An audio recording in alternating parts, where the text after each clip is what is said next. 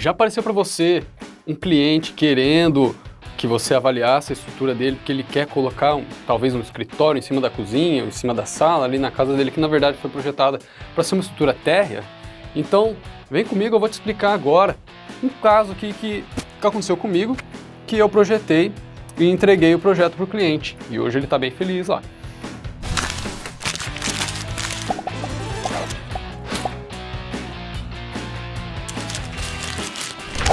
Então, como que foi esse caso, né? Alguns amigos meus engenheiros contrataram o meu trabalho para fazer essa avaliação, e aí consistia no seguinte: era uma casa térrea, certo? Com pilares ali e tal, estrutura convencional, certo? Ele me levantou a posição de todos os pilares, me disse ali a armadura de cada pilar, e o que ele falou? Ah, eu preciso aumentar aqui, né? O cliente ele pediu para colocar um escritório aqui em cima da cozinha. E ele falou, não, beleza, né? Vamos ver se dá para fazer. Lógico que dá, tudo dá na verdade, só que sempre envolve um custo. Então, como que foi feito? Com base em todo o levantamento da estrutura, eu montei uma estrutura no Eberic, da estrutura existente. Com isso eu tive parâmetros de como estariam as cargas nas fundações, que eu usei como parâmetro para resistência, certo? Adotei a máxima carga ali de fundação da estrutura existente como resistência para a nova estrutura. E aí eu avaliei um novo modelo agora com a estrutura ampliada em cima. Obviamente, as cargas nos pilares aumentaram, algumas vigas tiveram algumas modificações, porque você teve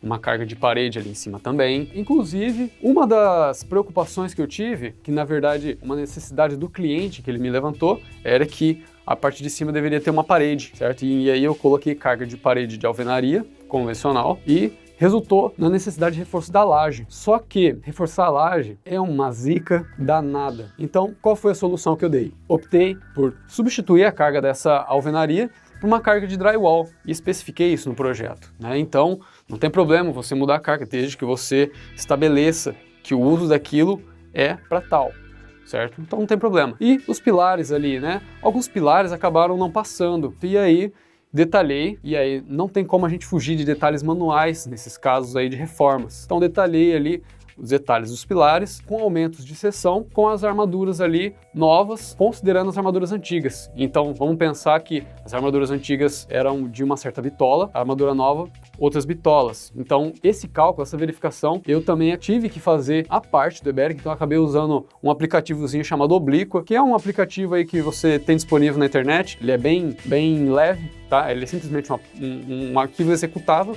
Você pode ir lá simular ali a verificação do seu pilar, tá? Eu vou te mostrar agora como que ficou o modelo no Eberic dessa estrutura nova, beleza? Bom, então esse aqui é um modelinho da estrutura ampliada já, tá? Então, o que eu fiz no Eberic antes? Tudo que tá aqui, com exceção dessa parte superior, dessa escada, obviamente, porque se ele quer uma ampliação para cima, ele vai precisar de uma escada. Então, tive que modelar uma escada também. Então, já eu conto dessa escada. Mas primeiro, ele precisou fazer isso aqui, né? Ele desejou. Percebam aqui, ó, essa viga aqui que eu tô mostrando e essa aqui, na verdade elas não tinham. Toda essa laje aqui, ó, todo esse pedaço de laje era uma coisa só. Eu verifiquei a necessidade, né, estrutural de passar essas vigas. Como que você vê a necessidade estrutural? Depois que você modelou a estrutura ampliada, ela vai apresentar alguns erros que antes não tinham. Então, para você resolver esses erros, você precisa fazer ali um remeleixo ali da sua estrutura, né? Puxar alguma viga e, enfim, né? Talvez aumentar a seção de um pilar, que é aí que entra aquela questão que eu tinha comentado de reforçar o pilar com aumento de seção. Lógico que não é só esse método de reforço, certo? Só que a princípio foi o mais rápido ali de se resolver, tá ok? E com relação às fundações, como eu disse, eu tomei como parâmetro para a resistência da fundação a máxima carga que estaria atuando ali na estrutura já existente no meu modelo. Então, por exemplo, a estrutura anterior estava com 7 toneladas no máximo em um certo pilar. Então eu assumi que aquela fosse a resistência, certo? Até porque se ela não suportasse aquilo, a resistência estaria com problema hoje de fundação, certo? Então foi isso que eu assumi como verdade. E os pilares que tinham mais do que 7 toneladas, aí eu dei um jeito aqui de distribuir essa reação. Como? Bom, aí foram duas as soluções que eu apresentei. Uma delas foi aqui colocar estacas ao lado dos pilares para essa reação ali, esse esforço que vem do pilar, distribuir um pouquinho para essas estacas, certo? Uma outra solução com relação a bloco. Então, assim, como é uma casa terra, ela foi projetada ali cada pilar com uma estaquinha. E aí, coloquei ali pro cliente que, ó, esse pilar aqui ele vai precisar talvez de 2 estacas, né? E para 2 estacas, a gente sabe, precisa construir um bloco. E aí eu falei, ó, você vai precisar construir um bloco com 2 estacas, né? Então, a vantagem do bloco ali é que ele vai poder fazer esse bloco por baixo da viga, certo? No caso da estaca, ele vai ter que quebrar essa viga ali para montar essas estacas. Para finalizar aqui, com relação a essa escada, né?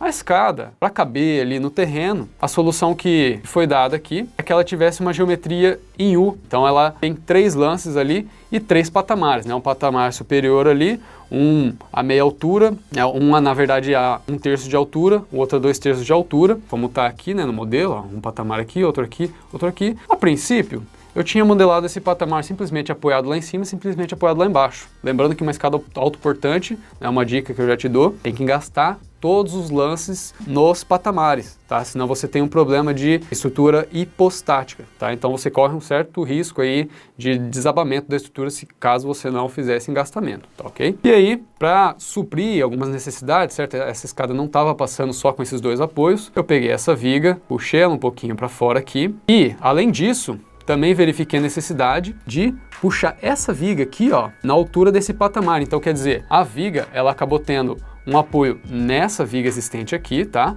Nessa viga que está colocada como V11. Nessa viga VN2, chamei de VN porque é uma viga nova, tá? A ser construída.